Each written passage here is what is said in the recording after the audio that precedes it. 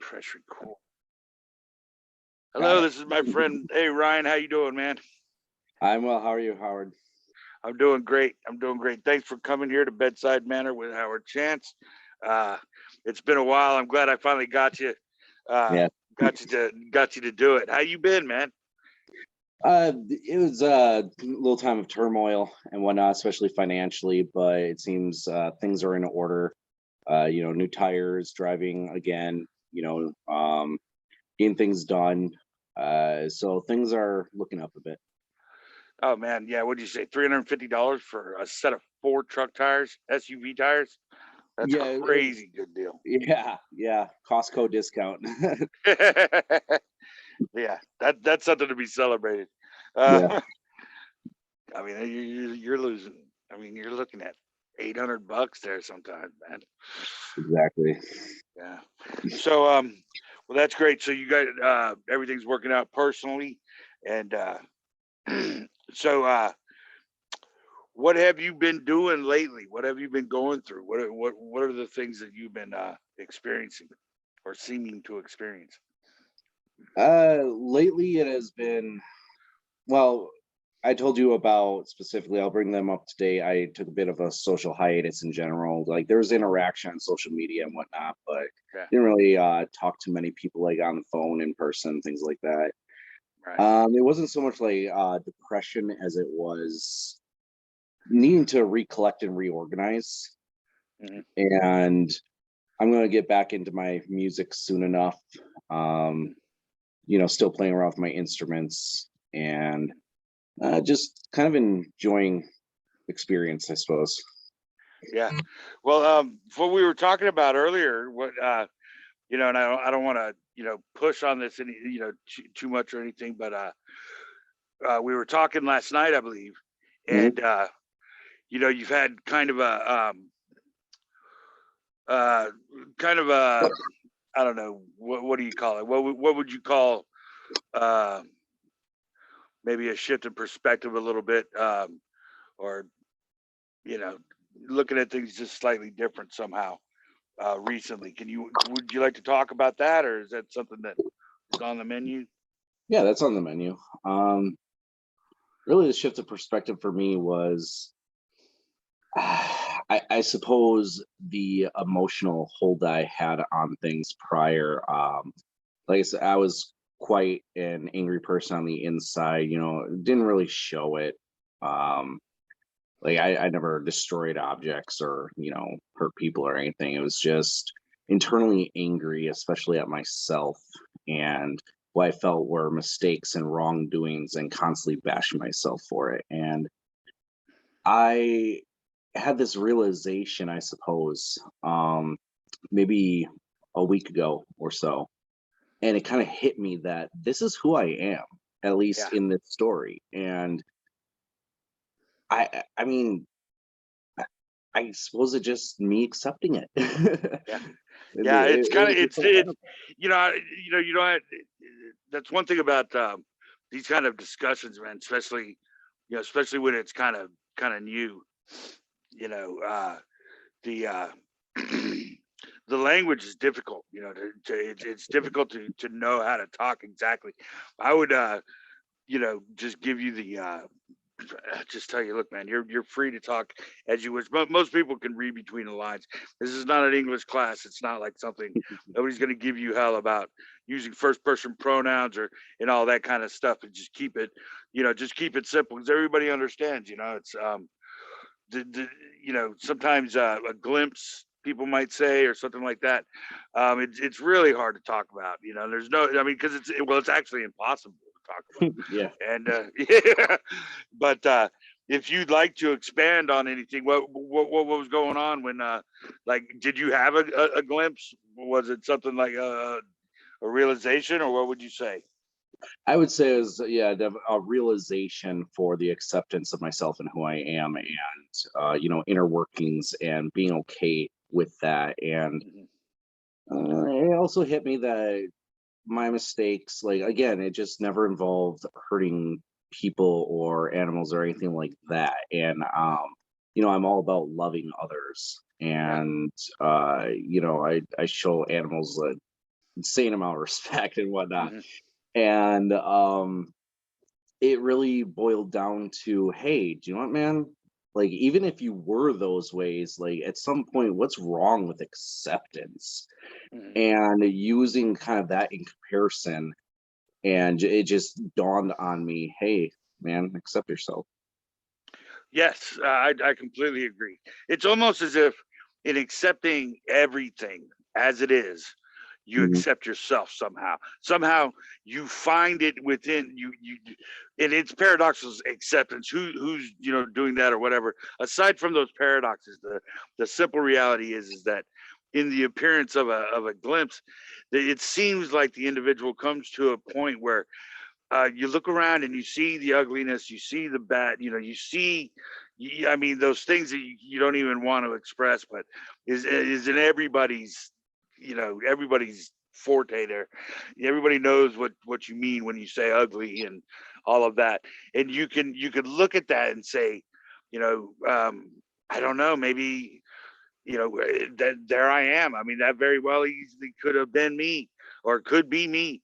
I mean, how am I to judge? How do I know what's going on over there? Why should there be a you know judgment on it one way or another? Rather, an acceptance of everything as a whole, in a totality, a simultaneity. It's not like everything is happening in time in a succession of events, but if you look at it as it's something that's simultaneously black and white, and somehow gray as well, and just accept that for what it is. You see yourself in it. It simply is, a reflection of yourself. And at least for me, it seems the more I can see the ugliness and accept it for what it is, the beauty blooms all that much more.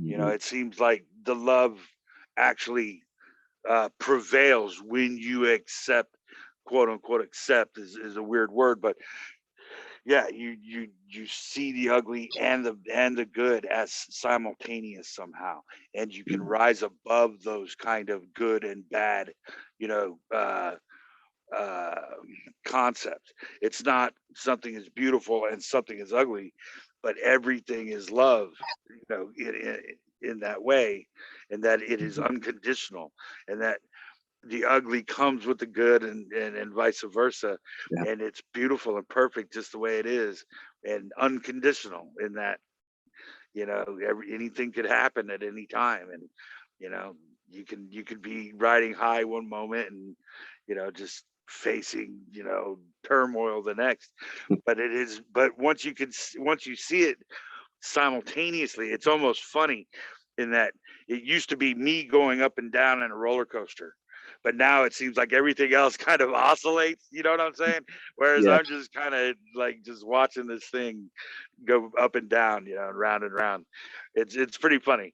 Yeah. Definitely. Yeah. So what would you say? I mean,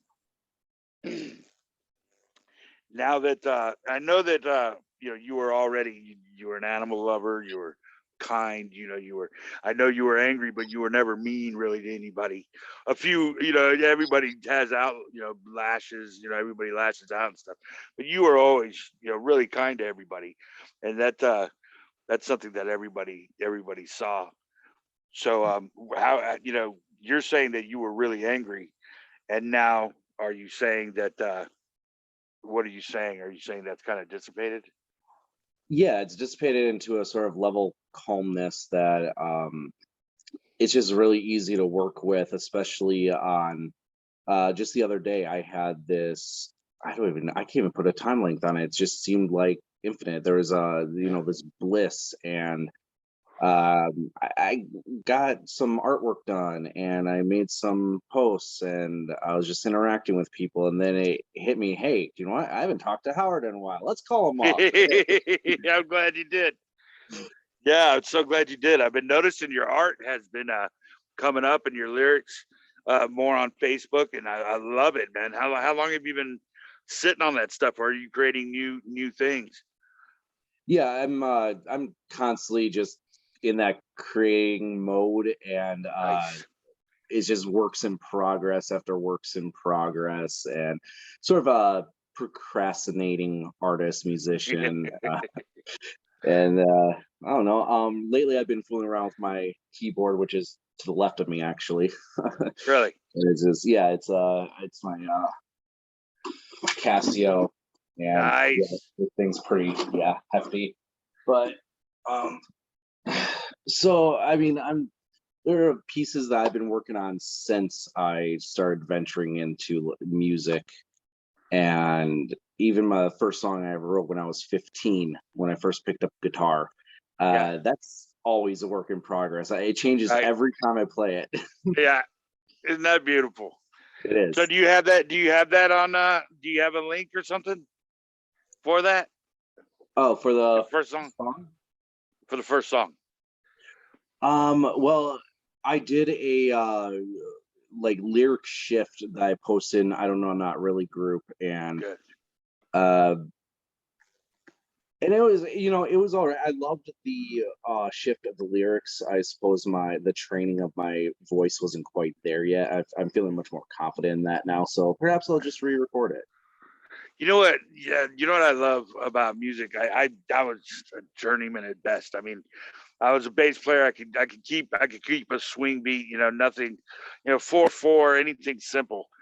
But when I was able to play with better musicians that were able to carry me, better like drummers and guitar players and things of that nature, they were able to carry me, and it almost seemed like at a point where the music would start to play me. Like I literally would be carried with what was happening, and when it seemed like I lost there's no tether from my brain to my fingers, and suddenly I was starting to move a little more, and able to fill in those grooves that there's no way that I used to be able to do. That regular 4/4 beat, Mhm. started getting a little mixed. Have you ever felt that way? Like the music plays you? Definitely. There are, especially in the past few months, I had, Nice, I would say, three breakthroughs on guitar alone, and nice. I was just doing some wild stuff. And in most moments, I wouldn't have been able to do that. So that skill is there. It just Yeah. requires the letting go of the expectation Right, of what's played. right. Yeah, the instrument plays you at that point. It really does, doesn't it? It's really it's paradoxical, but it's truly what seems to. It feels like that's what's happening. You Yeah. are being played by the music almost. It's so strange. And at that moment, and everybody, all the band will look. Everybody's feeling it, and you just know you're in that groove, and it's just so beautiful. Um, yeah, that's the way it is with most things. Uh, Everything seems upside down and backwards, but somehow perfect. Definitely. Yeah. Um, so, what can I ask you? What led up to uh, these uh, these shifts or these glimpses, realizations? Um, how have you been? How have you been transitioning? Let's say from somebody who's kind of angry and and you know confused to somebody that's calm, accepting, and pretty much happy to a certain extent. I would suppose there wasn't even a path of thought. It was what seemed to be a sudden shift in that perspective of how I even thought about those things. And I had something sort of similar happen with something else, and I realized there's a point in which these things are not thought of for some Yeah. time. Well, And I suppose that's sort of like the regrouping time for it. Um, and it was me then thinking about it and comparing it to past thoughts and ideas and concepts. And it just hit me, whoa, wait, this is different. mm, And the mood was different to follow with that as well. Yes, I absolutely agree. I think that a lot of times um, I get away with a lot of the stuff I say because of my demeanor, which is generally speaking pretty, affable. I'm a happy guy. So, though some of the stuff I'm saying is kind of nuts or bonkers to most folks. The reality is that because I, I'm polite enough to con people to hang around long enough to where they hang around and maybe have a discussion with me, and eventually we could start talking about how each other sees things and what appears to be this unspeakable, beautiful, what have you, and all kinds of beautiful things that happen within that appearance. I've been talking to all kinds of folks. I know that you and I think when we first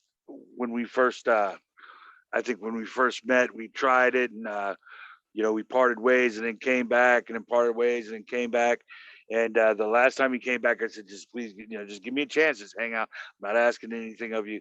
And he said, all right, I'll give you another chance. And you've been around for a while. You've been around for like a year now, and completely blowing everybody's mind, blowing my mind with your beautiful posts and all your stuff, and how you have obviously uh, seemed to I don't know I don't know, it just seemed to click a little bit more, seemed to be a lot more at ease, and I think that a lot of it, I want to say, in the beginning, you were just giving me plenty of room, and you're saying, look, I'm not ready to go there. uh I'm not, I'm not ready to say that or to actually think that, but I'm starting to entertain, the possibility, and just have fun with that idea. And from there, we started. I think the two of us started talking a little bit more deeply, um, and eventually, uh, what appears is just somebody that uh, is so far removed from that kid that I met a couple of years ago. I mean, it seems like you've come so far, and so far as like I know, uh, one thing you're not doing is obsessing about you know uh, well, you're not as anxious Yeah. about some of the the things that you were doing back in the day.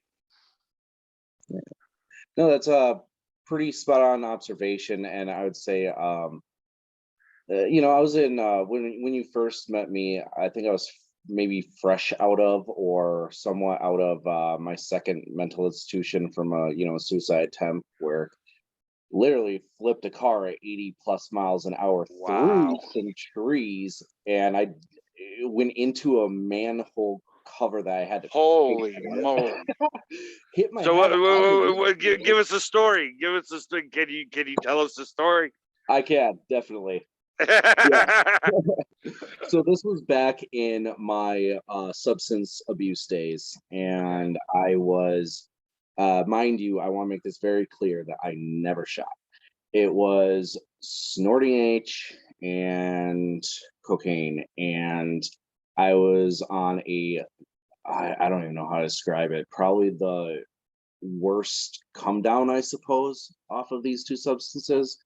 Yeah. And I guess I was incredibly strung out. I don't remember any of the details. I guess I just left my apartment at some point as a different apartment than what's now. And I just got in my car and went to the end of the street and started driving. And like I only know the details from like the people who treated me.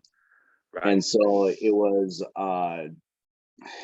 incredibly high speeds through two trees. There's a line of four trees. Two of them like is where I went off to the left, and I went through them as my car turned to its side and went through. Wow. If it didn't do that, I would have been dead on the spot. And so Wow. it finished flipping, landed on a manhole cover. Like I said, had to pay for that one. That was nice. Uh, And I guess I wasn't wearing a seatbelt, so I went flying and hit my head on the windshield. And I guess I have an incredibly hard head because I got away with a minor brain bleed. You're killing me. That's an Then action. a minor what now? What? A minor what? A minor brain bleed from my head Wow. into the windshield. The Is windshield that an spiral. oxymoron? A minor brain bleed. Yeah, well, that's what they said it was. A minor brain bleed. That's that's definitely a tricky sentence. You got Yeah, a minor brain yeah. bleed. Okay. Yeah, that's but it's better than hearing traumatic, brain injury. So Yeah. you actually smacked the tree on the way out. I don't know about any of those details, but I my head hit the windshield after I Wow. finished flipping and my windshield spider webbed. What time of day or night was this? Oh gosh, I think it was something like 3 in the morning. You're killing me. Was there anybody else on the road? Not anybody else on the road, but I suppose one of the people just like there's houses just before the trees. I guess they saw lights go past and heard a big crash, and Yeah. so they called emergency services, and then they came and got me, and I woke up 2 weeks later in the first mental institution. Like, I had no consciousness whatsoever. The only way I can describe it is there was consciousness before I got in the car, before I was strung out, and then after I sort of woke up in the first So what was the deal now? Why did you get in the car? Do you remember? I guess I was sort of suicide prone in the Yeah. past. You're Yeah. just pissed and high and wanted to drive. Yeah, I think I was actually coming down from any high. Oh, that's right. You were saying you were coming down. Yeah, so I must have been like, "Oh, this is so terrible." Let's go get more. Yeah, no, here's the plan, guys, to end it. Oh my God. So yeah, it's not a it's yeah. I've got some friends that didn't come out so good and stuff like that, and like road crash. Oh my God. But so yeah, so the lucky thing is that you did wake up after a couple of weeks. Now you don't remember anything after you got in the car to when you woke up. Correct. Now tell me what happened when you woke up. I woke up in I thought at first, like, the first thought that came to my mind that I can still remember is, okay, it's time to wake up, because I thought I was still, back in my apartment, and I realized, wait, this bed feels different. And I looked around, and I was in this room that didn't have pretty much anything in it except for the bed and a clock on the wall. Uh, And, like, where the fuck am I? Excuse my French, but seriously, where the did you have machines on, and you were hooked up? Did you have oxygen, all that kind of stuff? No, this was post hospital. Oh, this is post hospital. Yeah. So where were you? Where's the first one? I think it was some theta facility. Wow. So did they say that you were awake and you don't recall it? Yes, I was apparently conscious as pretty much ever since I was released from the hospital where I was treated, and But you don't remember that. I do not remember that. Megan has stories that she can tell you about my behavior that she says was like nothing like me. You flipped a biscuit. Well, sort of. I guess I slobbered on her hand pretty good, and I guess I slapped a nurse. But everyone says Oh, that's not good. Yeah, no, it's that's not not. good. And I'm not, Nah, like I said, I'm not a violent person whatsoever. So I right. still feel bad about that, even though they say that wasn't you. Like, even the doctors Wow, would say that wasn't you. that's crazy. Yeah, I totally get it though. In that, um, yeah, I mean, with that, with all of that, you can't be held accountable for that after, brain injury and all the things that got you where you were. So obviously, there's a lot of leeway there. But yeah, once you start getting physical with the staff, yeah, that's not good. No, definitely So not. that's probably why you ended up where you were. And so what happens then? Well, then I was released on pretty much good behavior. And I, went back home. Maybe a month or so passes. Uh, and I ended up going to see my old guy one more time. Yeah. Oh, just one more time. Yeah. One more Just a time, taste. and this one was accidental. It was an overdose. Oh, right out the bat. Yeah, huh? Oh, right out the bat. Like you Yeah, went back and just overdosed. it was, I got it, went back home, and it was laced with Oh, no something way. stronger. Yeah, So it was and really good stuff. And you hadn't done any for like a month or so. yeah, basically, like my tolerance was not there anymore. And you went all the way up. Yeah, yeah. He even And then like they even told me, "Oh, this is stronger than usual." I'm like, "Ah ha ha, okay." I've heard that before, right? Yeah. So okay, so you took the plunge. You're in the remember in Train Spotting when the guy shoots some heroin and he goes straight into this, like you don't really see it. He goes straight 6 feet under, and it's like he's in his grave, and everybody's like the nurses and everybody's working on him from the grave, and they finally give him a adrenaline shot, and he pops out of the grave. It was just a trick of the film. But so were you? I mean, were you completely out at that point? Did you when you? I mean, Yeah, I when was. you overdosed, you just clicked out? Yeah. I decided to do a little bit more, and that's what like set me off. And it wasn't even much, but that's beside the point. It was just that too much. It was that too much, and I guess my like Megan heard that I was trying to catch my breath, and it was more so like wheezing, and my lips were blue, and so she had to call, the ambulance. Megan is your wife or your girlfriend? My fiance. Fiance. Yeah. She's been with you for a long time. Yeah, we actually just passed 5.5 years. Nice. Good for you, sir. Congratulations. Thank you. She stuck through me with all this. Like I appreciate her patience so much so. Yeah. We're gonna have to send her a gift basket. yeah, definitely. So okay, so she knows that this is something's not right and calls the hospital. Yeah, so they send over an ambulance, and she has to let paramedics inside, and they gave me Narcan, and that's when I started to come to, and I thought it was a dream. They started. What I remember is that they loaded me up on a gurney. However, Megan, she was the sober one. She said, "No, no, no. You walked yourself out with them." I'm like, all right. So I guess I was off. Yeah, and that's when I had to stay 3 days in the hospital, mandatory.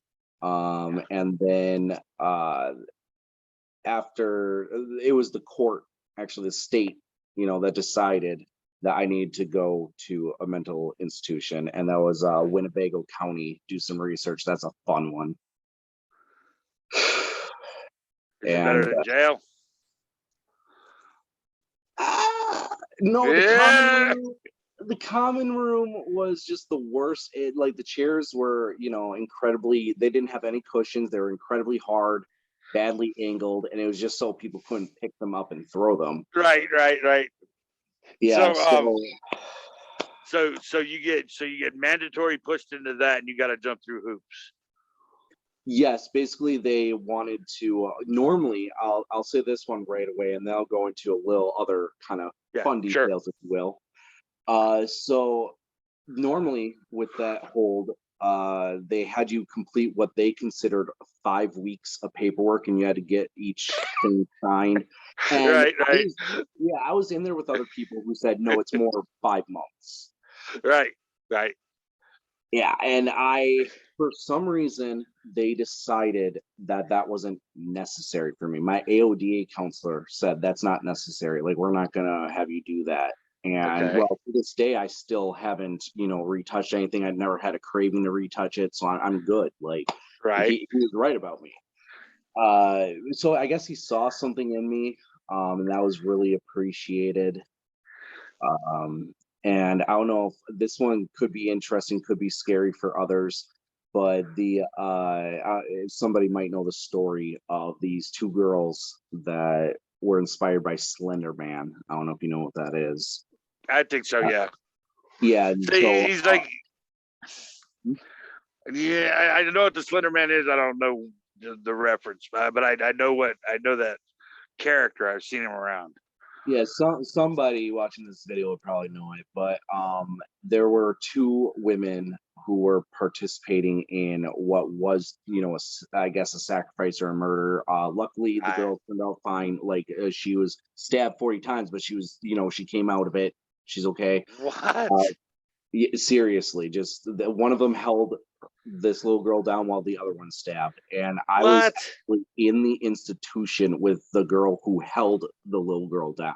No And way. I remember her. She's cleared now, by the way.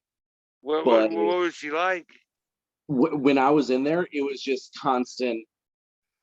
Like, she didn't have any, hold on herself. Like, that traumatized her. And in a way, I feel for her. Like, she clearly was like pressured into that, and she shouldn't have done it. I'm not saying it's right or wrong, Right.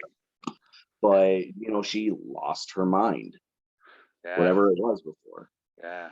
I mean, yeah, that's pretty hurt. That's not something. Yeah, that's a tough one to sit with for sure. Yeah, What are you gonna do? How do you deal with that?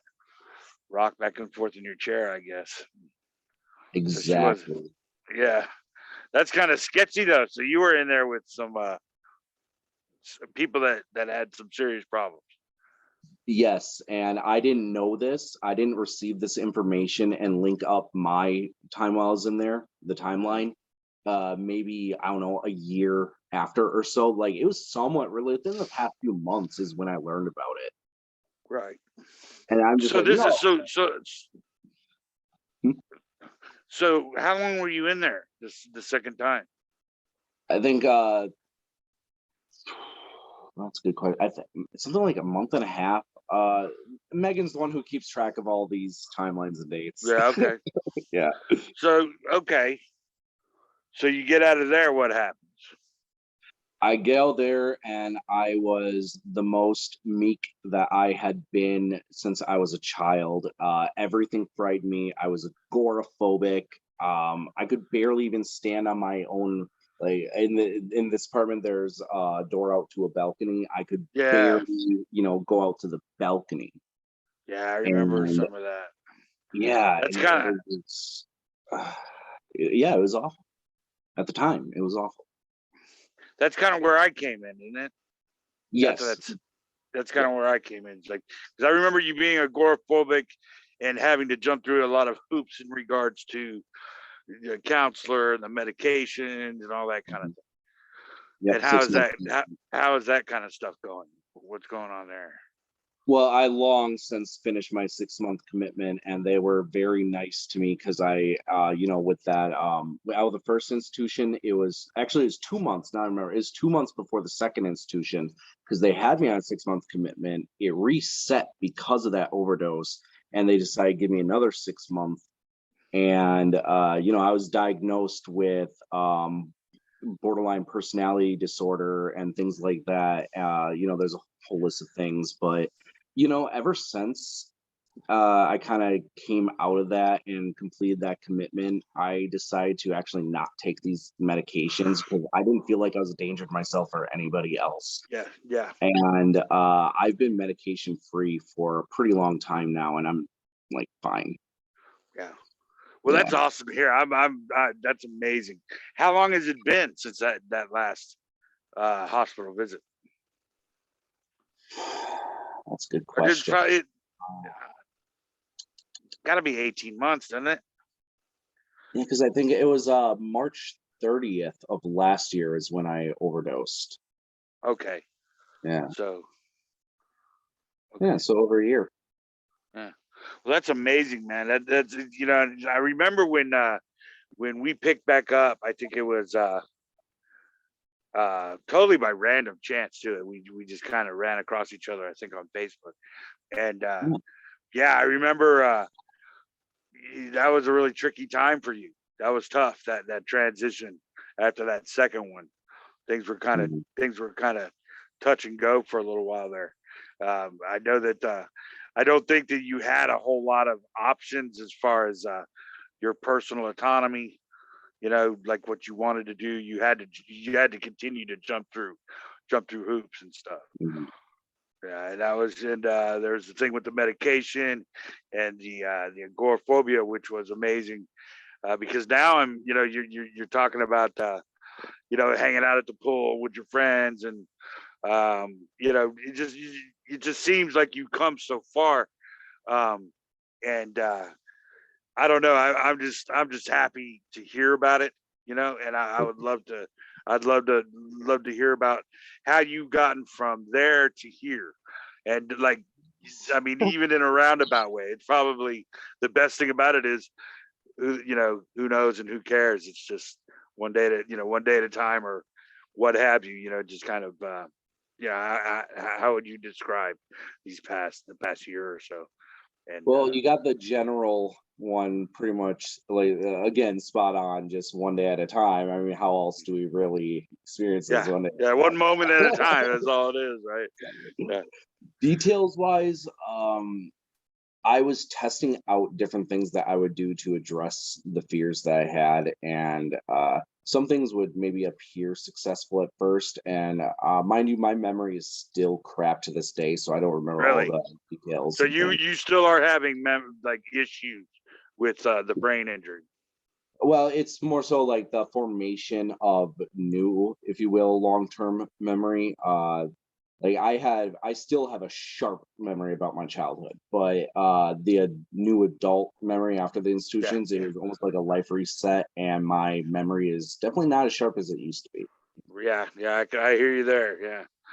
Yeah, yeah, yeah. But mine's the old timers disease. I think I'm literally starting to you know be like my grandpa.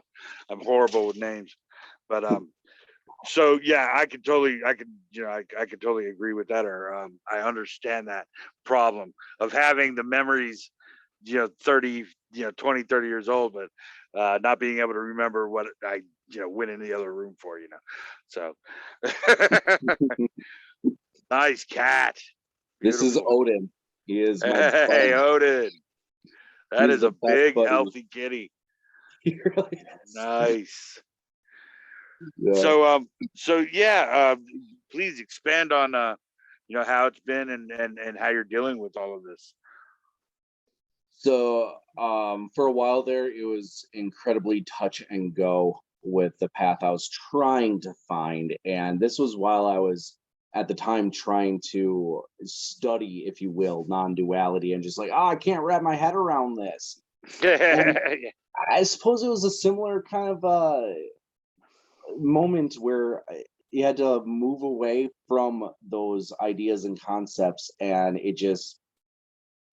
it's there.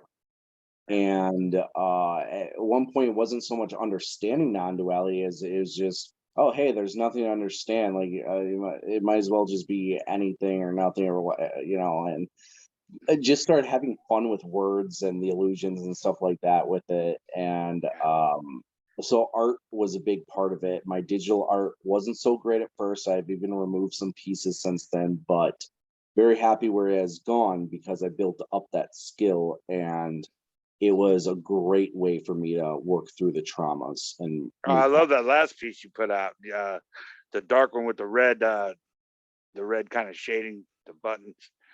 Um, to me, it past. looked like the keys to. It almost looked like a keys on a keyboard. The red keys on the black background. It's an abstract piece, so that's what I saw was the corner of a keyboard. But I know Well, I'm not sure if I know which one you're referencing, but yeah, it's very the well. one you put on, the one you put on, the one you put on art tantrums. with the black background and the red lines. See, this is my memory at play Oh right my here. gosh, you don't even remember. Okay, well, as far as I only saw it yesterday evening, so I thought you just put it on there. So Oh, somebody might have put it on there. You might want to check your girl's phone. no. I posted she's not like that, but no, there were a couple of pieces I've posted. There was a picture I posted that was when I had a Honda Civic back in the day, and I talked about like revisiting the roots of my art and whatnot, and really I call it rearrangement. It's not even mine, it's just rearranging what's already there. Yeah. But then there was a piece that I digitally edited that was a friend's digital edit of their photo, and that was Neon Dreams, and she called hers Daydream. And then there was a digital piece. Yeah, I think the first one I posted on Art Tantrums was Nice. one of Yeah. my very first. I think I saw that one. Yeah. Yeah. Yeah. Well, I'm glad you're interacting with those guys. They're definitely my friends, and I love those guys. I mean, it's just beautiful. I love that I can go there and kind of just peruse around and pick whatever illustration I like and share it and put it with my whatever poetry or whatever. And I'm really grateful for that. So so what do you got going now with the art? You got anything like current? Not for the digital artwork. I'm Right. taking sort of a break from that to move on to other things. I'll revisit it. It's Right. definitely a passion. But I pumped out so many pieces so quickly. Right. Yeah. So I want to focus more on music and really music. But I was thinking of maybe I'm going back to school at some point. Okay. With through Uber, if I keep my gold status, I get ASU, paid for online, and that is what it is. It's still a degree at the end of the Oh, day. sure. Yeah. Well, I mean, absolutely. I mean, just why not play with classes and see what interests you and see if something sticks. I mean, there's, I've been thinking you about know, graphic design because of all yeah, that. Because of all that. yeah, we have a great community college here in Charlotte, North Carolina, and I've taken some classes there just to. It's beautiful. I mean, it's easy, and they're great facilities. There's nothing, I mean, why not? Um, Mhm. keep yourself busy, and that's one thing about having the downtime is that you get to, you can you can read, catch up on things that I've always loved certain types of art, but also literature, and I love audiobooks personally. Nice. But yeah, audiobooks are far. I mean, I can multitask while I'm listening to the book. Yes. I love Yes. that. And I don't see as well as I used to. So, you know, but yeah, I listened to Don Quixote not too long ago. That was amazing. That was such an amazing surprise. What a classic book that is. And they call them classics for a reason. Like Hemingway and these different. I think I did Moby Dick not so long ago, and Mhm. wow, some of these books. I mean, you hear about these classics, and you think yeah, whatever.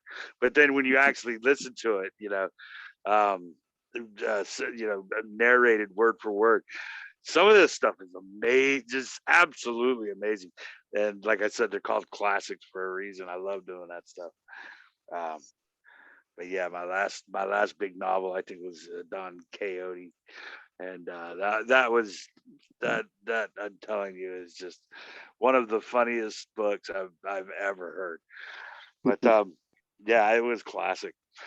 Uh, but yes, so what can you talk about anything else that's essentially uh keeping your spirits up? I mean, is it just that everything seems a little easier now, as far as I mean, for me, when when I started, I don't want to. I don't want to talk in absolutes in this way, but shifts or glimpses occur, and it seems like everything seems, just as it is, perfect, just as it is, but somehow lighter. It's just somehow just so much more. It's just beautiful, and everything is just seems so just perfect, and perfect in its imperfection. Yes. Nothing has to be anything other than as it appears, and there is no explanation, or there is nothing to figure out, nothing to know, but everything seems to just kind of, I don't know, bloom out of nothing and nowhere. Yeah. Would you say what's that word? Sourcelessness? Yeah, Yeah, yeah. yeah, that's my thing. Sourcelessness. Yeah, Yeah, it's like yeah, I. It's absolutely beautiful in that way that um I lose when I lose, because the glimpse, or that stuff that you can't really talk about, that yeah. shifts or any of that kind of thing, glimpses, enlightenment, all that stuff. There's, a whole bunch of different people arguing about, what exactly that is, and can an appearance have a glimpse? And the funniest thing about that is that every apparent teacher or seeker or speaker or guru, or anybody that's ever talked about these non-duality in this way has some kind of enlightenment story, right? But it's impossible to discuss, accurately, so there's this big thing about, you know uh there is no one to be enlightened. But my thing is that we're not really individuals in a reality, as much as appearances in what seems to be, a linear chain of events. And so, it, given that assertion, the way I see it is, we as appearances deal with each other, not because for any reason or meaning or purpose. It's not like if I help Ryan, something's gonna good happen for me, or I'm gonna get points with something. No, it's just simply, we enjoy each other's company, and for its own sake, you know, we just became friends, and it's just one of those things. It just kind of happens that way. It doesn't, there's Yeah. no reason for it. So, and in that lack of a reason, meaning, or purpose is the friendship that seems more beautiful to me, because we don't really want anything from each other. There's nothing, there's nothing. It's not as transactional. It's just Yeah. like, hey, here's this amazing guy that I met years ago, and here we are. And the reality is, um, that we as individuals don't know. Uh, Even if we have no idea, we don't know anything. So I'll get off of the kick, but at the same time, I just want to say that, so from one appearance to another, we tell these stories of shifts, and it's not that, okay, I don't exist as an individual. I realize that, but I do exist as an appearance. You know, and in that appearance, there's a shift of an apparent uh, perception, and so as things seem already complete and whole, there's also this constant, I like to say juxtapose, but Yeah. this also, it's almost like you're in a crossroads and you're two parallel lines that never meet. In that it's both. In that it's already complete and whole, yet at the same time, um, you're interacting with what's already complete somehow. You, as an appearance, you're not a reality, but the appearance appears to have this free will. It seems like that teasing of a, uh, let's say, like I say, it's almost like a communication, or in some way you are nesting within this apparent, and that is a part of what is already whole. So it's almost like complete and not complete simultaneously, or whole and not whole, or it is and it is not. And so to say that it's already whole and complete, you know, is to make an assertion that you can't really make. Uh, as an apparent individual, how would you know? And if it's not a thing, how could it be complete? How can it be whole if it's not an object? Or you see what I mean? So Yeah. it's both it's both complete and incomplete simultaneously. And that the beauty of that is it's not that the individual has to stop thinking or slow their mind, which is fine if you meditation or whatever, but that really thought itself is kind of an arbitrary concept, in that you really don't know if that's is the system of mind, self, and brain. And when you lose that loop and that artificial tether of a consciousness to a reality, um, what appears as this kind of it's an expressless, an expressionless, or there's no way to wrap a word around it. There's no way to label it or say it is one way or another, but to just sit there. There's nothing left to do but smile in the beauty of it. And it doesn't have to do anything, but still it seems like I smile. Now that's what I mean by it's both interactive and already complete. I mean, I just suddenly I'm just smiling. And so it's almost like you know even though none of this is actual, and I as an individual don't exist as maybe the story suggests, and there is no tether to any um, particular claim that you can make, like it's this or it's that one way or another. No, the freedom in lies in the unknowability of it. And so there's the unknowability of the paradox of what seems to be this moment. And you know I don't know how to express it. I guess I'm talking a little bit too much, but I'll shut up. Oh, you're But good. it's just it's beautiful because as nothing needs to be done, still smiles and joys happen. Things, beautiful things just seem to appear everywhere. And it's and maybe it's the same as it's always been, but it seems like the perspective has changed, and that I see beauty everywhere where maybe before, or maybe some other people wouldn't. But Mhm. it doesn't, it doesn't really seem to matter much, because it's all part of the dance of already whole and yet completely spontaneous and sourceless. And there's just no, it's almost like this beautiful, it's beyond freedom. It's beyond like even anarchy, because that would indicate something that could be bound. Like freedom indicates something that could be caught or held or bound in some way, when that really is it's not the case. But it's not like the individual is free to do what they like, but it is what appears to be happening is unconditional, and you never know what's going to Mhm. happen.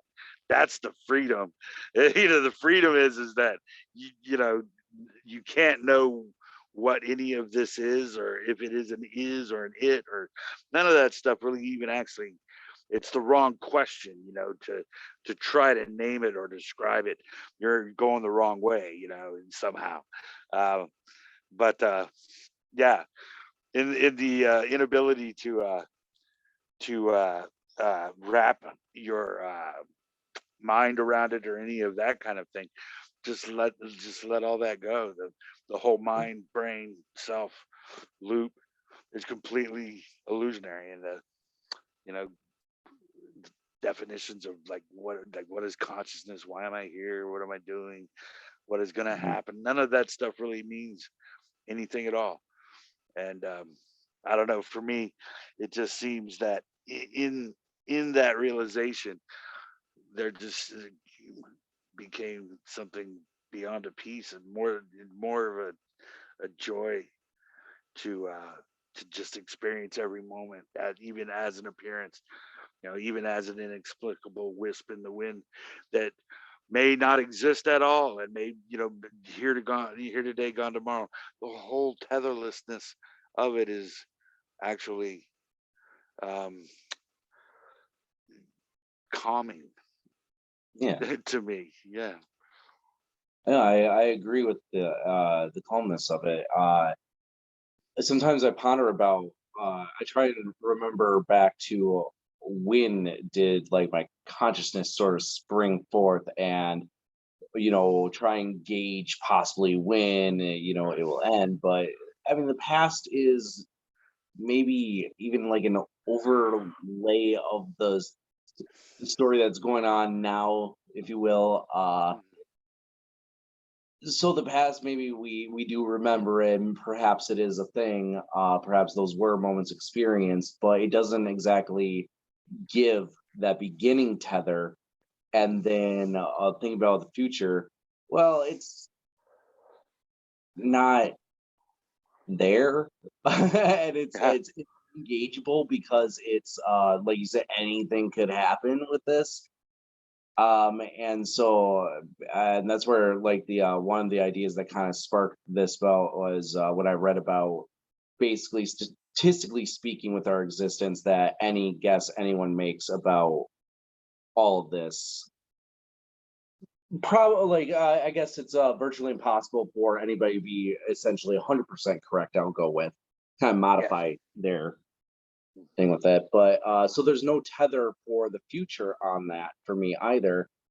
And although I do seem to, age and, grow way more facial hair and whatnot,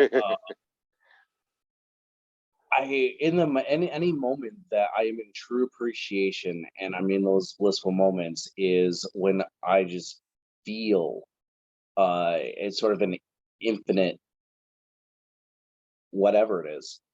Just it doesn't seem bound by time. Yeah. And in these moments of this sort of infinite nature, if you will, it's completely wonderful because there's not thoughts about, oh, hey, I'm gonna pass at some point, I'm gonna die at some point, and I'll have to, I have to start, worry about what's gonna happen after, and there's none of that. It's Mm. just that moment, and you can't even gauge how long it's lasting. It's just there, and Yeah. it's like experiencing infinity, perhaps maybe even in a few seconds, who knows. And there's more paradoxical stuff about this experience is somehow our bodies and our minds and our sense of spirit, or even concept of spirit, seem to be measured differently, Mhm. uh, but yet somehow all the same thing at the same time, Right. while possibly not even existing at all. Right. And it's just so wonderful to me when I am in these blissful moments, because it just, I feel, at least there's that feeling that it is one with everything. And in a way, isn't it anyways, because everything, we see, interact with, things like that, is sort of a reflection of ourselves. It's And got so like, it is in a weird way. Yeah. It's yeah, the irony being that you lose yourself, but somehow yeah, in yourself in a way.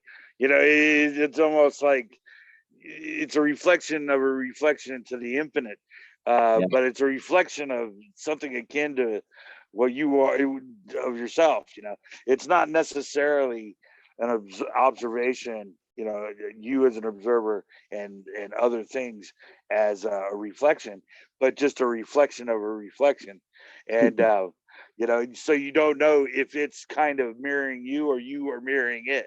It kind of both it kind of oscillates in that way, in that neither really both reflections are not tethered to any reality, the self or other, but they seem to reflect each other somehow, and kind of it's just a weird play of light that it just bounces down an infinite hallway of reflections.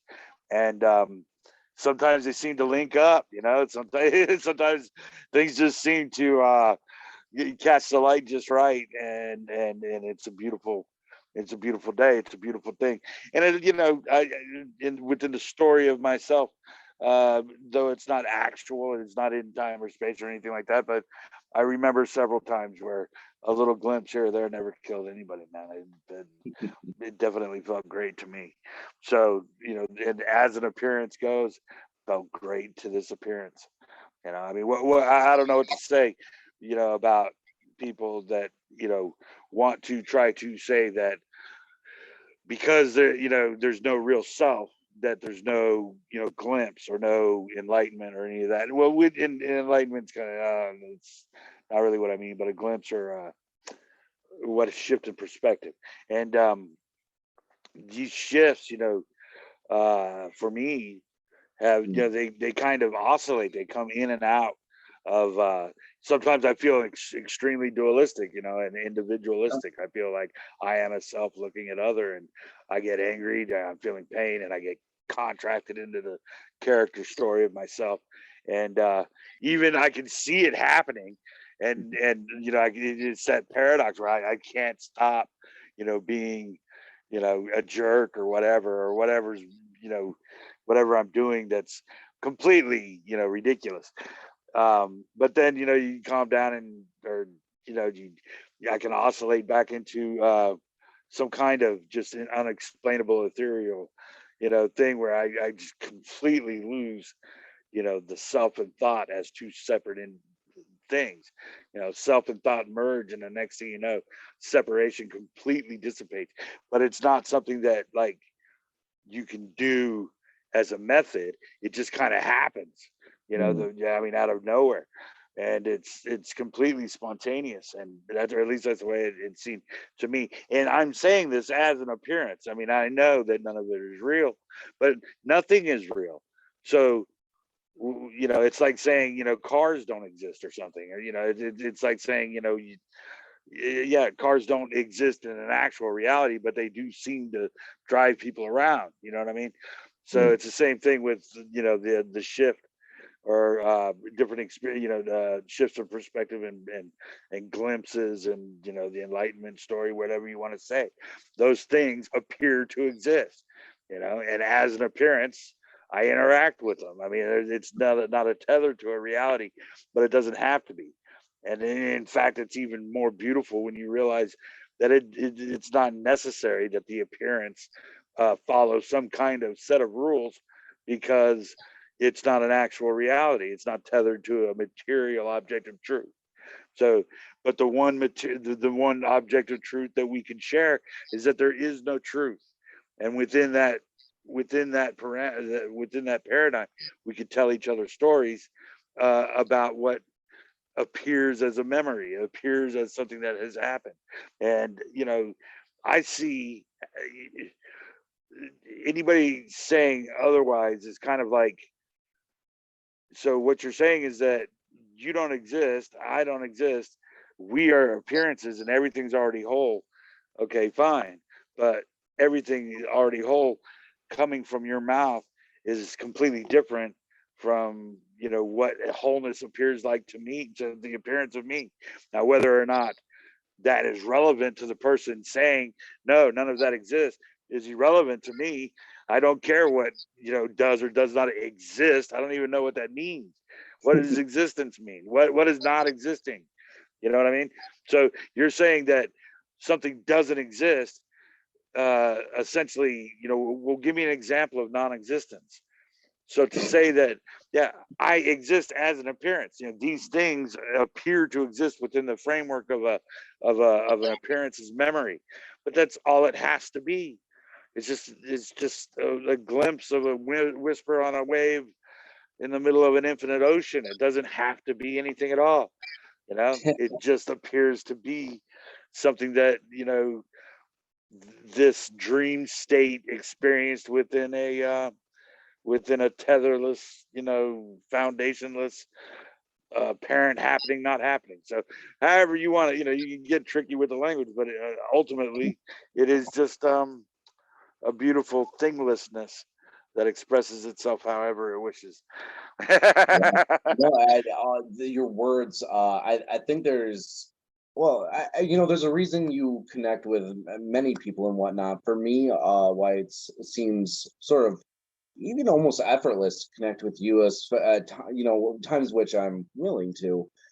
It's the way you word things. It's just not even something that hits me. It's just like, oh, it just phases through. It's just, yeah, the way he describes, I can relate to thinking in similar manners. And I think it's wonderful because I'll see, your posts of responding to others. And for a while there, especially when I first joined, I couldn't understand how these little It was tricky descriptions there were at the changed. first, at the beginning, right?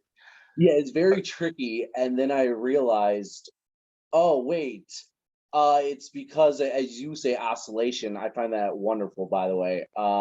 Because of this oscillation, like those responses are going to be different in those moments of Yeah, response, like yeah, wherever that is. yeah, yeah. Yeah, and so like even my post about like the Enlightenment Awards show, yeah, I felt like there's no one that is truly enlightened, Right. and I'm still sort of there right now, but I've definitely had moments where I've thought of others as enlightened, and I've thought of Yeah. myself as enlightened, and so these things kind of come and go as they any of these expressions just Yeah. yeah, and For what I like to say about enlightenment is that the weirdest, the most paradoxical thing about it is, um, the the appearance of the physical individual, going about his business, is kind of running synonymously with um, oh, how should I say that? Somebody who has lost themselves, or not lost themselves, but has lost the self. And in losing the self, it's not that you lose that character, that physical guy that's got to, do X, Y, and Z to eat and everything else, all of those mundane things. It's not that you lose that physical character, but it's that you lose that tether to the objective reality that made him who he thought he was. And so now it's there's no more real truth there to hold on to. You're completely free falling in that sense. But at the same time, as you lose yourself, and it's almost simultaneous in that your environment enlightens, your environment becomes more brilliant, and it's just crystallizes, somehow blooms. I like to say blooms, but because it just seems to bloom spontaneously and sourcelessly. The less you're involved, the more you realize that you're a, just a part of this weird tapestry of just whatever you want to call this, happening, not happening, and you're a part of the blooming. But it's not you. It's just this, just appearing to be beautiful, and you're not doing anything, and it's not doing you. It's this beyond symbiosis, because there's no separation, and so it just becomes you see it for what it truly is, and it's just sourceless and not separate, and it's not two. Everything and everyone and all ideas and concepts, everything, just all of that stuff just melts away, and it's the most simple, unbelievably simple. It's so simple that the mind cannot process it. The mind just will not allow you to think about it. mm, You have to not think, somehow. It's like thought doesn't even have anything to do with it. You know what I mean? It's the weirdest thing. no, I Um, do know what you mean. Not to interrupt, but as we, before the video, even thinking about this, I don't know, just for clarity, I guess, of what was going through my head. I was a bit nervous, not too bad at all, but that was still there. But then as we started moving forward with conversations and just as you were speaking and describing things, even when you mentioned dream state, that's when it's really like, oh wait, this does kind of feel like a dream state right now. Like, has this already happened? Well, you with the infinity within a moment, I resonate with that big time, because for me, I used to contemplate time quite a bit. Before I hooked up with non-dual people, I was trying to uh, make sense of what I quote unquote experienced back in that day. Um, and so throughout throughout my life, I just constantly tried to work out how to explain what I meant by no Mm, thing. And the difference between no thing and nothing, and how no hyphen thing and nothing are two different subjects. And no thing is not necessarily nothing, and nothing is not necessarily no thing. So the funny thing, well, things like that, so I'm looking at the spiritual stuff, I'm looking at science stuff, I'm looking anywhere, everywhere I can go with it, right? And God, whoa, sorry, I lost it. Not two, what was I gonna say? Oh, time. So I got really into time because I knew time didn't exist. But what I found out was, um, scientists, Einstein says, obviously that time is an illusion, albeit a persistent one. But what Einstein says about time is just unbelievable. But now there's so much information. But this is back before. Anyways, I had gotten to that point where infinity and the finite, infinitesimal, smallest amount of time possible were the same thing. Like zero and infinity are the same thing, in that zero is infinite as well. So nothing is infinite, as well as uh, any amount of time. So essentially, what we have here is infinity and nothing, kind of bookending what seems like a rationality or a logic game with numbers and names and titles and things. Uh, Without zero and without infinity, numbers would be completely useless on many scales. And the thing about it is we have no example of either infinity or zero. And so, but to me, it appears as if every moment seems like it is zero and infinity. It seems like they're both happening simultaneously. And, you know, uh, honestly, it's, when you said that, that was a resonating point for me too, because I've been there. Yeah, it felt like infinity and like a moment it's shot through a rocket, and yeah, yeah, definitely. Well, not definitely, but but yeah, that was it got me thinking. Like after I started studying physics and when I came across, the mathematics, things like that, and for a while there, I was very interested in learning what basically the highest accepted form of these like theoretical equations for quantum and zero factorial equals one, and I was on that kick for a while. yeah, And then I realized, wait, this is just talking about nothing and then like subsets of powers of zero to right, nothing, zero right. equals one. Where's the implication of like infinity? And where's like the implication of nothing from infinity and like the in between of all that?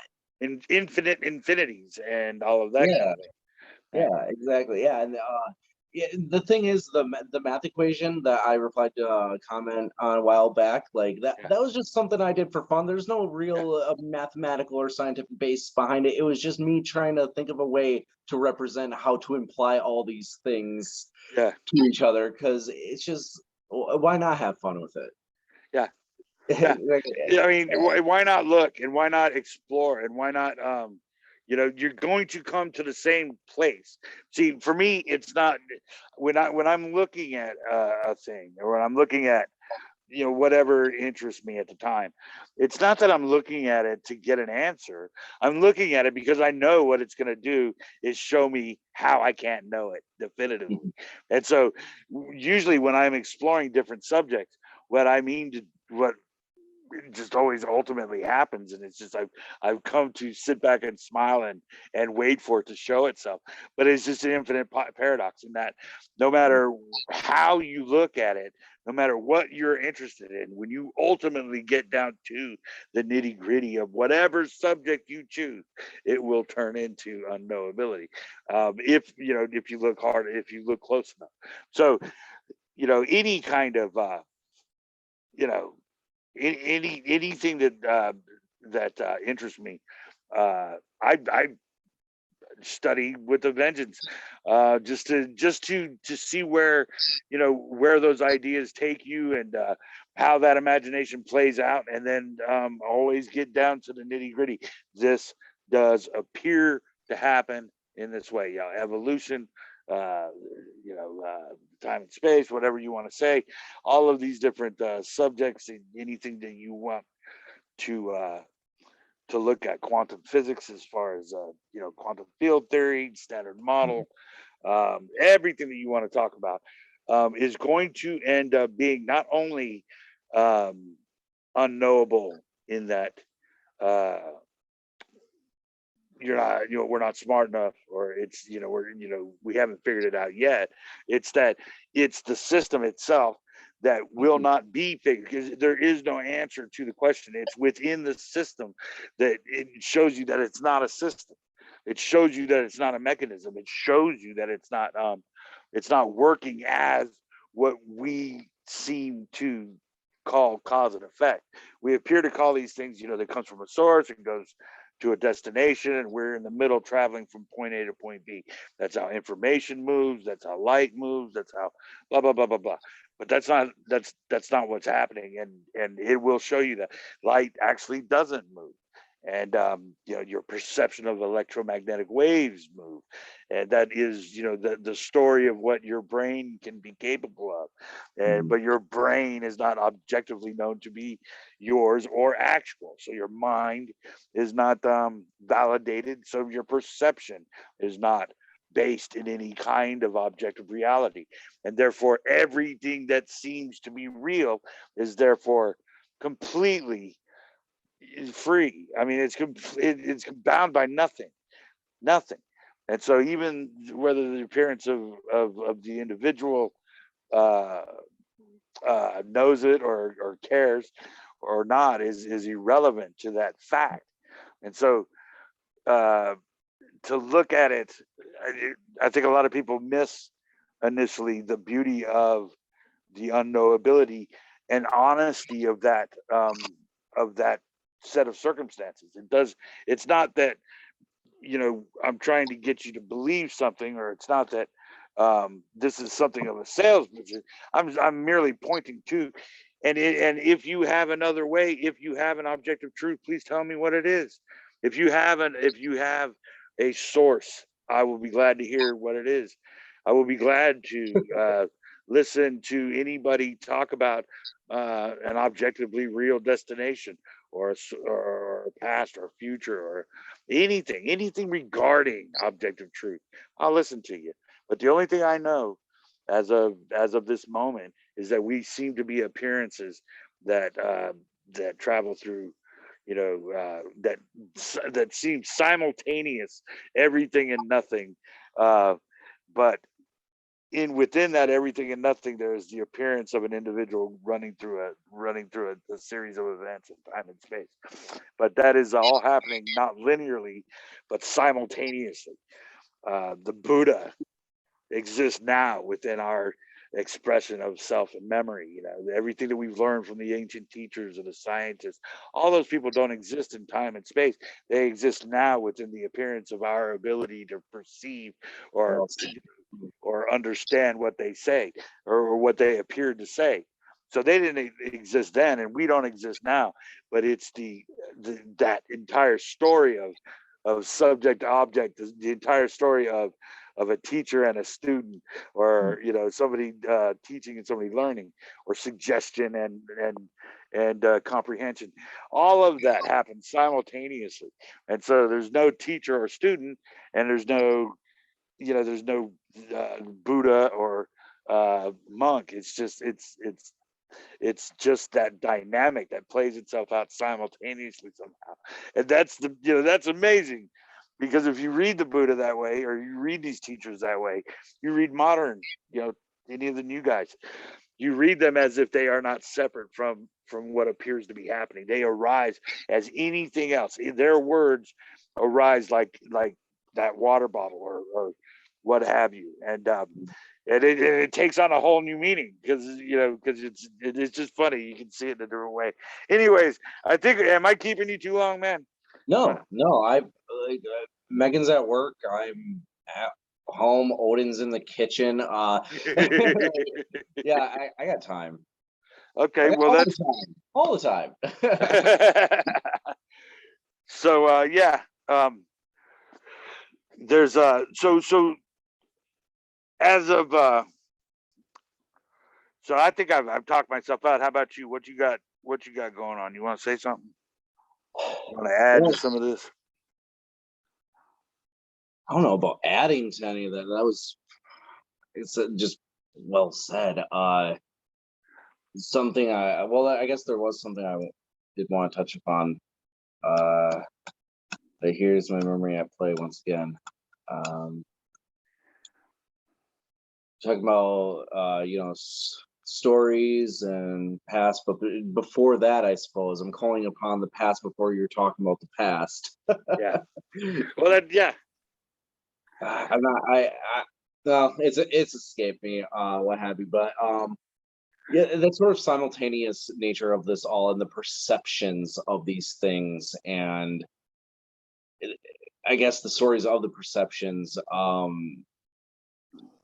Oh, here it is. So with all that, recently I've been watching more physics videos because definitely still interested in studying that and whatnot. And Absolutely.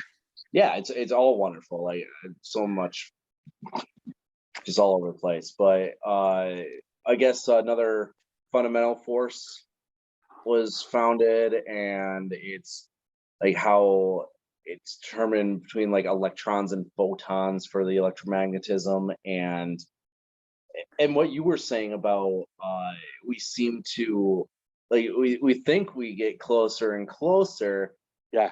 in these like, oh, we're getting so close to like figuring out how the universe works. But the thing is like, how many times before has that been the case, and how many times have these very ideas, Yeah. they're already simplified. We could talk about the future and how these things are going to get way more simplified, but yet still remain unknowable. Well, it will never be knowable. There's no way to get to the end of the onion. Just Yeah. in the same way that in like let's say we're going down an infinite hallway. If we're Mhm. going down an infinite hallway and we want to know if it's infinite, okay, we will never we can never know that if it doesn't end. Okay, Yeah, right. so you know what I mean. So we don't know if we've reached the end or if it'll keep going. So there's no way, that the beauty of these things is that it seems like we're falling, but there's no ground to hit. You know what I'm saying? Like you'll never. And if there's not a ground to hit, then you're really not falling. Yeah, so like these concepts, they just seem to I'm definitely talking more personal sense here, just studying things of the past and these new studies and comparing them to these people who are referencing these even older studies. It seems like the same energy is carried with it about the perception of it itself, that sure, compared to the other stuff, there is more, I guess, about it, but it doesn't mean like any closer to being figured out. Right. And so I watch these videos, and I'm just thinking, in the past I might have thought, oh, hey, we're getting closer, and oh, I'm so excited, blah, blah, and I'm still very excited and whatnot. It's just, well, we're not gonna have that. Yeah, Keep it's going that way. well, it As far is as we know. it's the simple. Well, it's the simple, and I hate to break it out again, but it is Yeah. the simple fact that the self is not the self is not the object of the brain, And so it cannot know objectively that it's feeding the mind accurate information. And so the story of self, mind, brain in itself is a self-sustaining loop that has no validation. And that's what consciousness is based in. And so that whole idea of being an individual that is aware of something other than itself is based on this loop that doesn't have any kind of foundation in an objective reality. And so that is why in science they will preface anything they say. Any theoretical physicist will say we're going to agree that reality begins here. They have to come up with a subjective point of objective realism, because there is no objective point of reality in which to begin the test. So yes, it can appear as if as things can you can get testable results out of a shared reality, and as appearances we seem to share this reality of a lack of objective truth based in that loop illusion of the mind self brain that has no tether. So because all of your perception and your thought can be verified to be accurate, no matter what you look at is going to have the caveat of yes, it appears as things fall in gravity. Gravity appears, the electromagnetic force, a strong nuclear force, weak nuclear force, all of this stuff seems to be, the four forces of the central forces of nature. And we could do all these things within this parameter of time and space that the appearance of the individual exists in and shares with other appearances. But it will never be more than the appearance. And even any of the best physicists, no physicist will ever say this is reality. They can't. And if they do, they're lying. It's just an outright lie. They would be ostracized. That's the beautiful thing about science. It's not only that they're not trying to be, like some people will say, science is trying to be like God. And it's the most ridiculous assertion ever, because the first thing science will say is this is about truth and what we can know. And as far as theoretical physicists or the standard model or quantum physics, we can't know anything because X, Y, and Z. And not only don't we know, but we can't ever know if it's actually real. And that is that very simple diagram and that very simple reality that all of us appearances can share, that it can't be known to be real. And so science will never say ever that it is real, but they will say it's testable to the 13 decimal points. I think the standard model is testable to I can't remember if it was 8 or 13 decimal points of accuracy, which is just bonkersly accurate. And then the same with quantum physics. Ironically enough, quantum physics is testable within 13 decimal points, both being the two most testably accurate theories in science. Everything is a theory because it cannot be objectively known.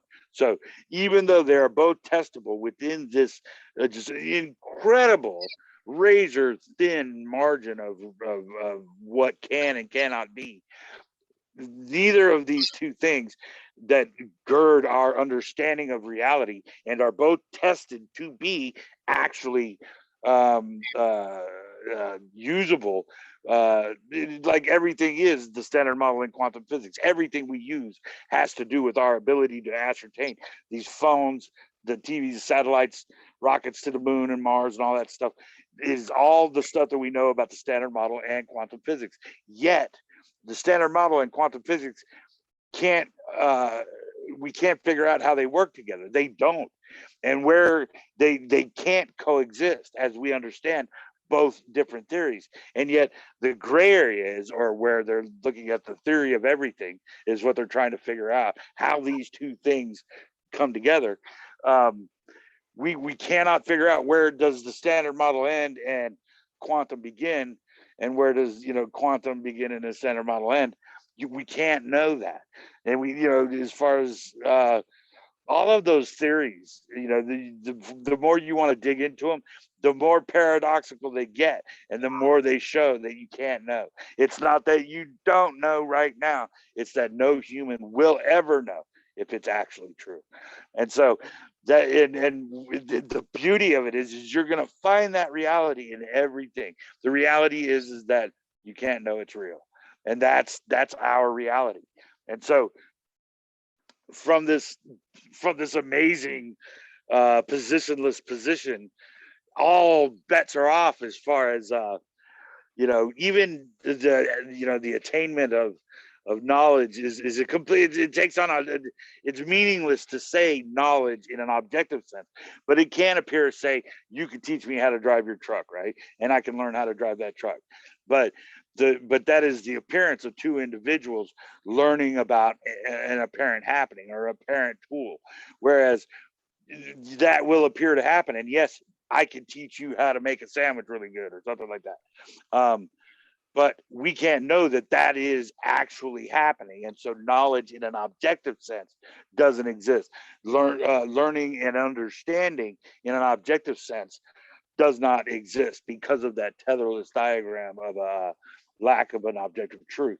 So the beautiful thing is that we can appear to do all these things, shoot rockets to the moon, we can talk, we can teach each other things, we can share stuff and blah, blah, blah, blah. We can't know it's real, but we can enjoy the appearance. And it does seem to be interactive and already whole, complete and incomplete at all times, because it's exactly as it appears to be, and yet not quite, you know, graspable. You know what I'm saying? So it's both constantly. It's so amazing. Yeah. So with that, like, let's say, you know, teaching somebody how to drive. Yeah, like, you know, the like subjective, let's say, human experience. I think something happened to your audio, brother. Oh, can you hear me? I can hear you. I think something happened to your audio. Can you talk again? Okay. Something, yeah. Go ahead. It's just funky sounding. Go ahead. Interesting. All right. So yeah, with the let's go with just the subjective human in the moment, even though with third party human, like, oh, you know, someone's teaching somebody how to drive, you know, it's identifiable in that way. But then you get to, well, let's classify it with just particles themselves, kind of just particles moving, and or even with if there's a perception of them through, you know, space and whatnot. Even more than that, it's like energy somehow combobulating into these particles, and then, you know, the zoom part of that going far enough, and doesn't really seem to be anything, or yeah, like kind of not a thing, and then come back out. And then, like, let's say if you're just looking at the Earth from the moon, what point is there to know that there's, you know, somebody teaching somebody else how to drive? And so, yeah, in our own kind of little corners of whatever this is, yeah, I mean, yeah, sure, there's teaching, learning, things like that. But yeah, in an objective sense, we don't know. I mean, it seems to be like it's you're being expressed as someone who has a free will. It seems like we are thinking. It seems like we are, you know, interacting with our environment. And you know, it's just recently where I've, you know, the whole thing about already whole and complete seemed not. It's not enough, because it is and it isn't already whole and complete. It appears already is and is not, because you can't, how can you make such a claim? I mean, as an apparent individual that has no basis in reality, how can you say what is or is not whole and complete? And what does whole and complete mean when we're not talking about an object or a thing? You know, so I mean, the whole premise of that concept is dimensional. And so why should it be so difficult to do the crossroad of, yeah, free will and already whole seem to meet and run juxtaposed simultaneously. It is just amazing. Much like infinity and the finite seem to they seem to happen simultaneously, and then time doesn't even. Time is just so subjective. I mean, subjective to the apparent individual, or it's just so many things about time that are pliable, at the very least pliable. Um, that it's just laughable to even think of time as something that is a constant. It's not. Even within separation, it's not even as most people would imagine. It's you're not going to experience time in the same way. Uh, if you're an inch shorter than you are now, like when you when as anyways, there's all kinds of just very easy basic science projects that show how time is relative. And once you realize that this immediate experience, for lack of a better word, just this, or whatever you want to call it, this wholeness, this already is, or whatever you want to say, is not relative to another position. So this is not an object. This is not an object, or this immediate experience is not relative to another position in another place in space. This is the appearance of time and space relative to no position. So no other place exists, and so making this not a place, because it's not relative to be ascertained to have a position, because it is the totality. It is everything and nothing, because it's not relative to another spot. So not a linear happening in time and space running through a universe, but rather the appearance of a universe within the immediate experience of the individual that does not exist as they appear, and simultaneously seems to carry with them the awareness. Like some people will say, awareness is all there is, and there's so many paradoxes attached to that that it's just incredible. But so there's no way to even say it's an experience is not accurate. But how do you talk? Words don't even exist. There's a reason that I didn't answer your post about awareness, because I had no idea. I have no idea either. Somebody asked me, why are you asking this question? I was like, and I have no idea. No. But the reality is, I don't think it exists. I don't think awareness exists. I think awareness has to do with the illusion of the individual that thinks they're consciously aware of other things. Now, what does that mean for immediate experience and that illusion? And, what does that mean for just this and already whole and the appearance of free will running simultaneous? I don't know. I'm gonna just play with that idea. It's gonna show, it's the quote unquote idea, appearance of an idea, but I'll explore it. And funny, because you can't name the thing, the thinglessness of it, the objectlessness of it prevents a label. So you can't say it's already whole, because just in the naming of it, you have shown that it can't be that, because you've called it that. I mean, you can't. It can't be already whole. It is already whole, and it's already interactive. So it's spontaneous and sourceless, in that it's not already, and it's not gonna be. It doesn't have to do with that kind of that dimensional type of thinking. It doesn't have to do with subject object or anything like that. Already whole is incorrect, in my humble opinion. It seems to be already whole, but never really quite as it appears. So it's both and something else entirely. You can't name it, and naming it, you've made sure that it can't be that. It cannot be that an individual that seems like a completely what seems like to one individual to another to be subjective, although subject and object don't exist. There is no concept, there is no subject, there is no object. subjective, objective is really, truly, tetherless. The words don't mean anything. In order to have a concept, you must have a person that is thinking and conceiving of an idea. So, and then from this point, and I say these things knowing full well I'm not, I'm just kind of riffing here, but it's Sure. like the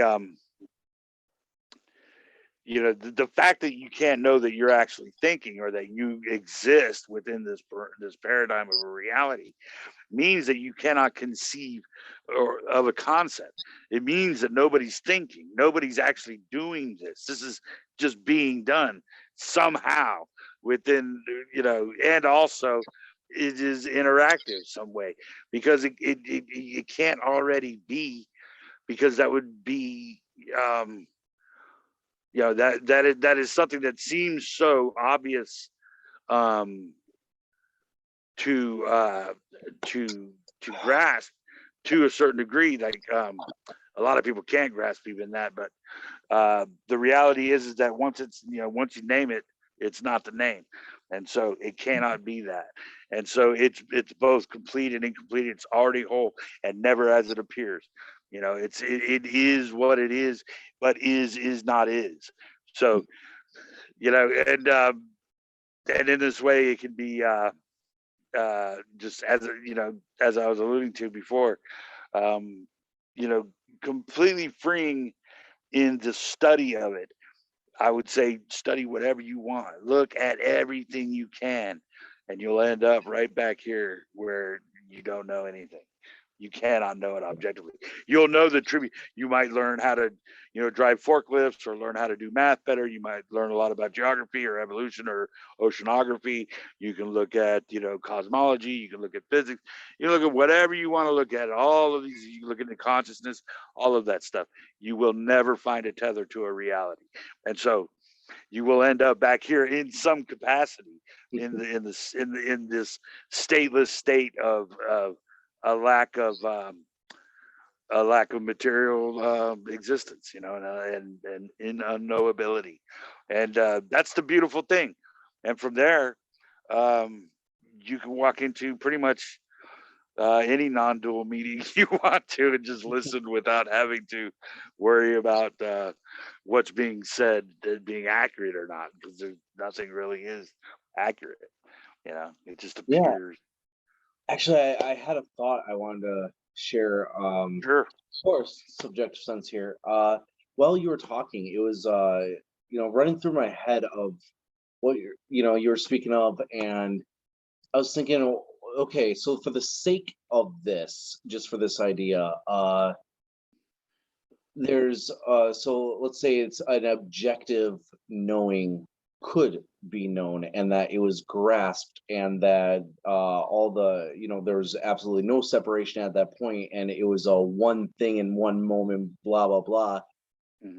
Just this might be coming from just simply a human perspective, but to me that seems like the point in which all meaning has been lost, and that subjectivity without a tether to any sort of reality or knowing is where the beauty is with this. Yeah, that's where it is. Yeah, paradoxically, yeah, that's where it is. And in the lack of meaning, there is more meaning. There is more meaning in the meaninglessness of it. In the meaninglessness of it is the beauty. That is what's amazing, is that things happen for their own sake. Friendships happen, freaking just everything happens for its own sake, and it is unconditional in that you love who you love, and you can't, there's no reason or rhyme or purpose for it. But what appears to happen without reason, rhyme, or purpose. And in that way, it is akin to unconditional love, in that it's not transactional. And love can be volatile, man. Love can be hate, and things, it can be horrible, it can be beautiful, but in this moment, what I always like to allude to is that most of what people see as this evil, unjust world is mostly the idea of an evil, unjust world, and not the actuality of it. Like, we have within our memory fear, and we desire for a more comfortable future, right? But there's no real past and no real future. It just appears that way. But our makeup is, for keeping the physical body alive or what have you, generally speaking. Now, the thing about that is, let me see here. Where was I? What was I talking about?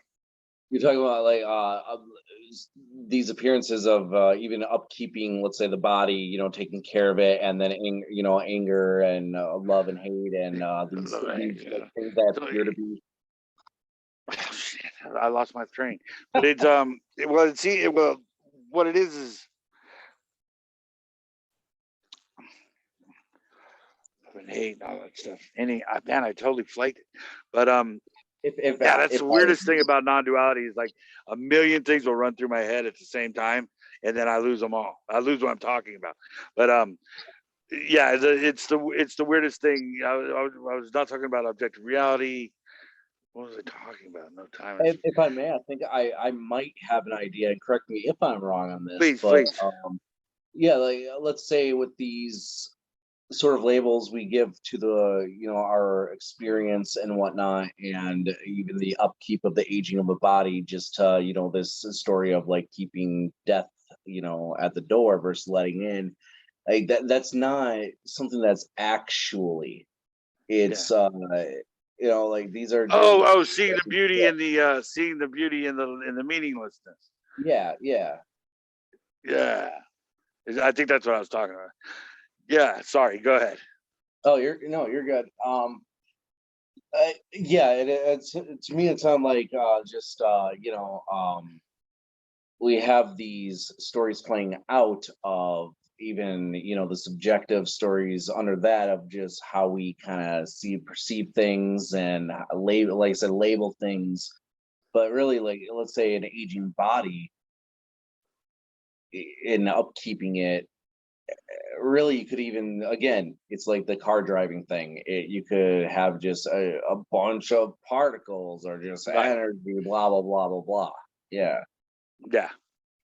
Well, yeah, and we like we for as far as like a excuse me, as far as a practice or method is concerned, in regards to like learning. For example, you just reminded me of this. Yeah, the people that are in pain, that like I have this way of dealing with pain, where I stay off of painkillers and things like that. I stay away from. I rarely ever take an ibuprofen, and the reason for that is just I have this method of dealing with it. And yes, method and practice is another thing that a lot of people that are saying it's already whole, and that method and practice. Yeah, well, within the appearance of us here now, there are people in pain, and every now and again they ask me, to tell them how I deal with it. And when I can help somebody, to varying degrees of success, I can help some people, and that's a beautiful thing. Now, I mean, it's not for any reason, I mean, it's not that it's real, but the appearance of pain seems to be occurring, and I can apparently help that appearance. What is the issue? What is the issue with that practice or that method? And if it helps a person that believes themselves to be in pain, or however you want to characterize that happening, not happening, still, It's as like real enough. what I'm saying is that that's what I'm saying, in that it seems interactive and already whole simultaneously, because to help a little old lady who's screaming in pain doesn't seem to be a bad idea to me. I mean, it's just, if it is just happening, great. Um, if I'm teaching, it just appears to be happening that I am showing a practice or a method in which I deal with my pain, and somebody can resonate with that and get out of it themselves. That to me is is beautiful. I mean, it's, even though it's not based in a reality, it's still, as I appear to be in pain, they appear to be in pain. Everybody deals with pain if you can learn how to soldier through some of the tougher times using a method that I've used for several years. Then or if not all my life, apparent life, as it may seem, then that, then there's no, as far as I'm concerned, that is about as real as it gets in the Yeah. in the just in far as the within the meaninglessness is the more beauty, the more meaning, because it's not transactional. It doesn't have something to do with I'm getting something out of this, so I'm doing, it goes beyond that.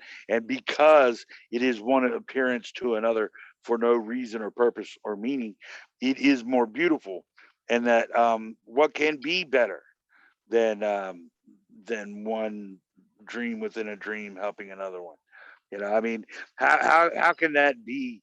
Um, I mean, in a weird way, um, it's almost full circle. It's like meaning in the meaninglessness. It truly is. And Yeah. it seems to be that's just what's happening, but it's also interactive. It's it's just losing that tether to the idea that just because you're not real, or just because you can't know what reality is, doesn't mean within this appearance we can't help each other. That we can't Yeah. be friends. And within that intention is the reality. That seems like Gio, my friend, was saying that it is almost the intention of the appearance rather than the appearance. So it's not like I mean something, or my I have any kind of reality attached to my identity, but my intention may seem more real than anything in regards to helping a little old lady or hurting someone, say. If I want, if you want to do evil, your intention may appear far more real than your actual physical presence. So you might not be real, but you've got a meat cleaver in your hand, you want to hack me up. That intention seems more real than anything. So yeah. So, but what is tangible about the intention of an appearance? And so, you know what I mean? But in that respect, it is, entirely possible that love can show itself in that way. And I have, I would try to defend myself, but at the same time, as I was being hacked up, I would have to, I would realize, I would like to stop this person, but can't. But to hate that appearance would be to, it would be to lose the, well, you'd be getting caught up in the sensation and the pain of it. And, Absolutely. the thing is that ultimately, is it, do you hate the other person? Talking about like morality. I mean, do you hate the appearance of an individual that has lost their mind and hacked somebody up? Do you return the torture for justice sake? Things of that nature. All kinds of interesting things come up. The whole idea of like, that's what I was talking about. The fear Here we go. fear of that's what I was talking about. It was what people generally think of as the evil in the world and the suffering in the world is not so much the actual suffering, but the fear of what may be. They see, you hear about starving people in Africa, and all the troubles in all these different places, and all these horrific things happening everywhere, and all through your life, you can be scared, you can be, afraid to be hurt in any way. Right here in America, the violence is insane. A lot of gunplay and things. Really got to be careful depending on what part of the world you're in. And so a lot of it has a lot of the suffering or the fear of suffering or the questions about suffering don't really exist within this immediate experience. There is none of that is real. The guy hacking me up, the starving kids in Africa, all of those things appear as a reality or within the memory and within this appearance of a happening. But within this here and now, none of that is true. You didn't get burned. You didn't get cut. Your bone didn't get broken. It just appears to have happened, and people fear that for the future, and they want to protect themselves because it doesn't. But so what they do is kind of ruin their immediate experience because of a tetherless memory about suffering. But in the immediate experience itself, you're not going through that.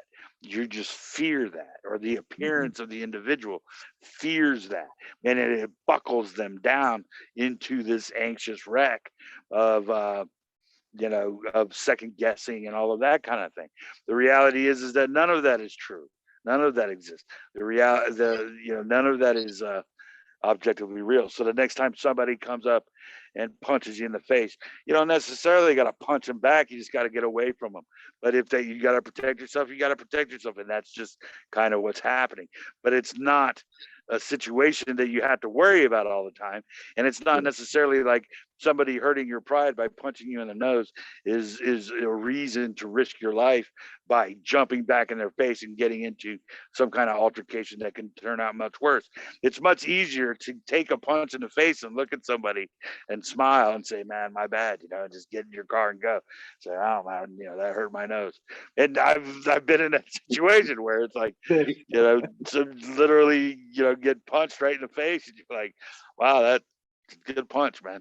Yeah. And I'm the whole thing about and Jesus turning the other cheek, I think has something to do with this, in that or I like to make the correlation, or at least I did when it happened to me, because it didn't mean anything to me. The guy hit me right in the face, and it just didn't matter. He was so angry. He was so pissed about the whole world. I felt sorry for him, and I was just like, I just saw this guy in pain, and I was there for the punching, and he punched me straight in the face, and I just smiled at him, and I was like, and he went and he kind of punched me. He kind of went at me again, and that one kind of glazed, and I was like, I get it, man. I'm sorry, and I didn't do anything. I didn't go forward. I didn't go back. I didn't try to stop him or attack. I just stood there and said, I get it. And he just kind of looked at me and just got all, he just tried to scare me and make faces and stuff, and then just walk away. And it occurred to me, that turn the other cheek. When you look somebody right in the face after they punch you and just say, I get it, man, I understand. They just kind of look at you like, not everybody's going to be able to take a punch like that. I get it, but that's what happened.